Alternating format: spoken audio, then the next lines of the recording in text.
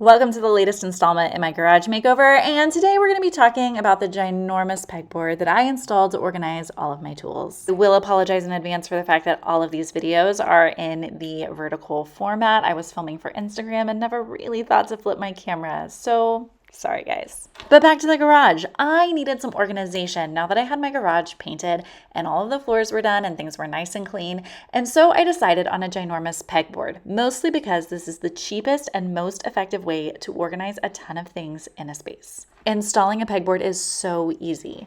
First step is going to be to measure and mark how large you want it. I went ahead and bought a 4x8 pegboard and it was slightly too big for my space.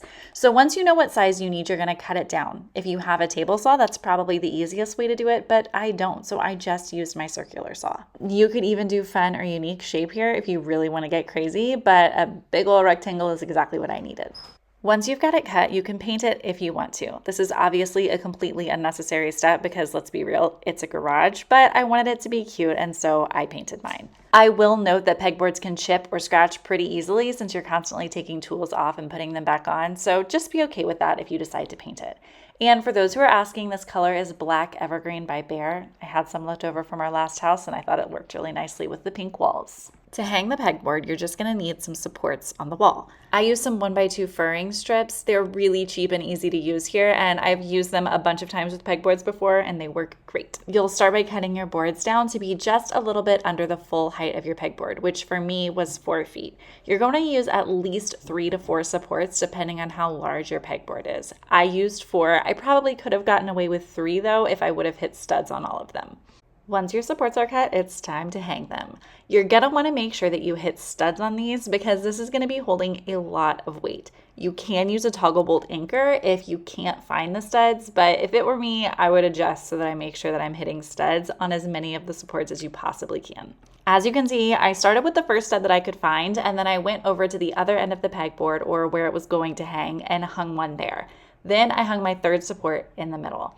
Whenever it was time to hang up my pegboard though, there was probably going to be about an 8-inch overhang on the left side where there was no support. So I went ahead and hung a fourth board in there. Even though it's not actually in the studs, it's just there to keep the end of that pegboard from flopping around. With the supports hung, you have officially gotten through the hardest part of this project. Now you just bring the pegboard over, place it on top of the supports, and then drill directly through the holes into your supports on the wall. I did 3 screws into each support to make sure that it was really sturdy and not going anywhere. And after that, you're done. If you want, you can add a framer on the pegboard to make it look a little more built in and fancy and hide some of those open edges, but that is not something I was concerned with in this garage. I just got to hanging up all of my tools on the pegboard, and I'm just gonna let you enjoy watching it all come together.